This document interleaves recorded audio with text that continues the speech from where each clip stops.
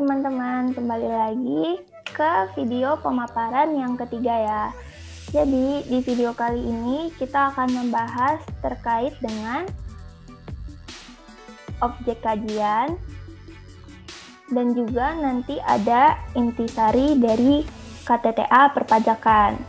Nah, pertama kita bahas dulu ya, objek kajian tuh apa sih? Jadi intinya objek kajian ini merupakan topik permasalahan yang akan kita teliti.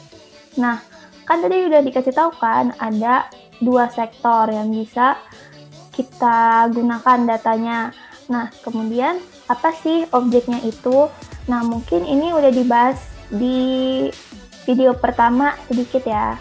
Cuma mungkin akan kita ulas lebih dalam lagi. Nih. Jadi, kayak yang di video pertama yang bisa kita bahas itu kan ada PPH 21, 22, 23, 24, 25, 26, 29, PPH final, terus habis itu ada juga PPN. Nah, kan tadi di video yang kedua itu ada contohnya ke WPOP ya subjeknya. Nah, jadi untuk WPOP ini kita bisa lihat gimana sih kepatuhan WPOP dalam pembayaran pajaknya kayak gitu. Nah, terus kalau untuk current issue nih, current issue itu ada apa aja? Current issue itu ada, nih contohnya, ada tax amnesty. Tax amnesty ini kan dilakukannya pada tahun 2015. Terus habis itu ada transfer pricing, dan ada juga tax savings.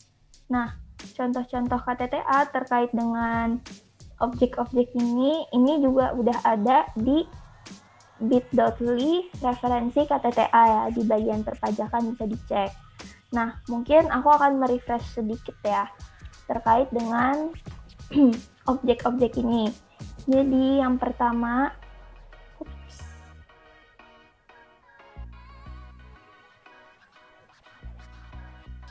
Oke, jadi yang pertama kita mulai dari PPH 21 dulu kali ya. Nah, masih ingat nggak nih PPH 21 itu isinya apa? Jadi, PPH 21 itu kan merupakan terkait dengan pembayaran gaji ya. Pembayaran gaji untuk karyawan. Terus kalau PPH 22 apa nih? PPH 22 itu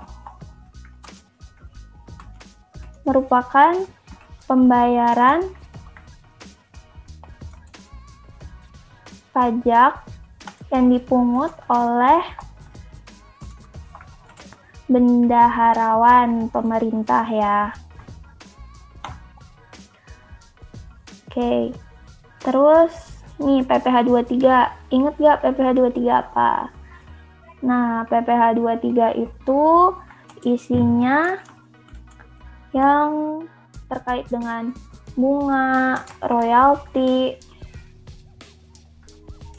dividen, hadiah,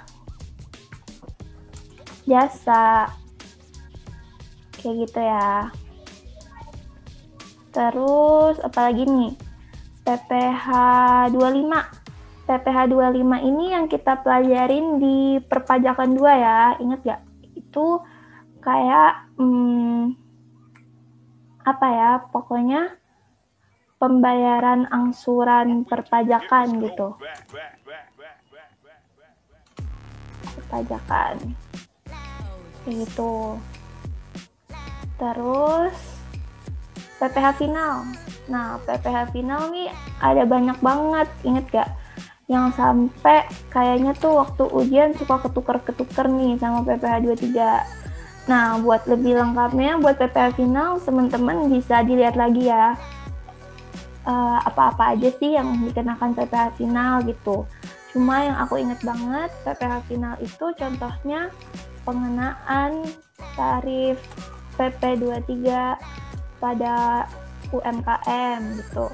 Terus atau misalnya teman-teman mau neliti ini nih, hadiah undian gitu kan. Atau ada apa lagi? apalagi ya, bunga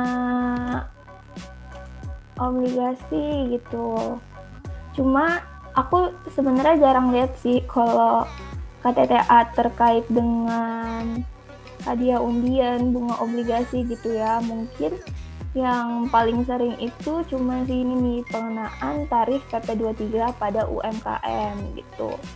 Nah, untuk PPh 23 itu juga sedikit jarang sih ya lihatnya. PPh 25 juga aku jarang ngeliat. Nah, yang sering banget tuh paling ini nih, PPh 22 gitu, sama PPh 21. Nah, terus kita masuk ke bagian akuntansi perpajakan ya. Nah, jadi kayak yang udah dibilang di video yang pertama, kita itu kan sebenarnya nggak belajar ya terkait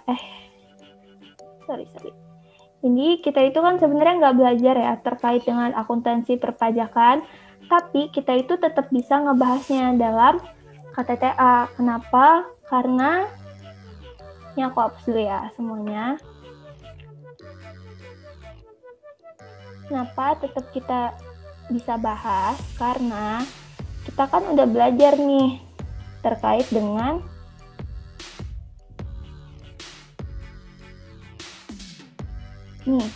gimana sih perbandingan akuntansi komersil dan akuntansi perpajakan.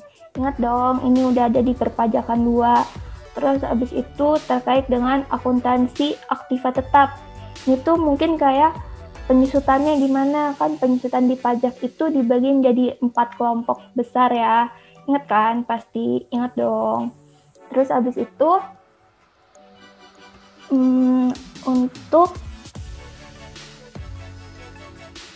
untuk yang lainnya juga bisa nih dilihat-lihat lagi, karena kalau pajak itu kita harus lebih membaca tentang peraturannya ya, karena kan itu sudah ada di peraturannya semuanya. Jadi bisa dicek lagi terkait materi akuntansi perpajakan ini. Gitu. Oke, jadi segitu aja ya untuk objek. Sekarang kita ke yang terakhir, yaitu intisari KTTA. Nah, ini sumber materinya nanti mungkin teman-teman bisa baca di guidebooknya ya. Nah, sekarang intisari bidang KTTA. Jadi intinya intisari bidang KTTA perpajakan itu kita tuh cuma menyesuaikan gimana sih aturan perpajakan sesuai dengan undang-undangnya sama aplikasinya di lapangan. Apakah subjek-subjek tadi tuh udah sesuai kayak gitu. Nah, mungkin kita bisa lihat contoh-contohnya ya sekarang. Pokoknya teman-teman tuh harus ingat bahwa objek yang bisa dikaji dalam perpajakan itu sangat luas. Kenapa? Karena peraturan perpajakan itu kan banyak banget ya. Jadi, nih ya, kita lihat satu-satu nih. Nih, pertama ada transfer pricing. Nah, itu kan terkait current issue. Nah, saran dari aku, kalau misalnya emang mau bahas current issue gini, teman-teman harus sering-sering baca berita terkait masalah ini dan juga peraturannya itu kayak gimana sih sebenarnya, kayak gitu. Nah, terus ini PP23, ini kan PPh final ya.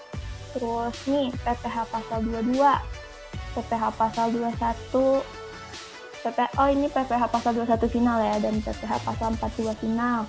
Terus nah ini nih PPh pasal 25 ada juga contohnya. Terus nih PPh 21. Nah, terus habis itu ini ada current issue lagi nih, pemberian insentif perpajakan karena adanya COVID gitu. Terus habis itu, nah kalau yang ini terkait dengan tax amnesty kayak gitu. Jadi mungkin teman-teman nanti bisa dicek lagi di guidebooknya dan bisa dibaca-baca nih terkait KTTA yang udah ada di referensi KTTA. Mungkin ada yang udah sesuai nih sama hati teman-teman, kira-kira mau nulis yang mana. Jadi tinggal diakses ke link ini. Dan juga kalau misalnya ada pertanyaan terkait perpajakan, bisa dikontak ke sini ya. Oke, sekian video kali ini. Makasih dan semangat terus!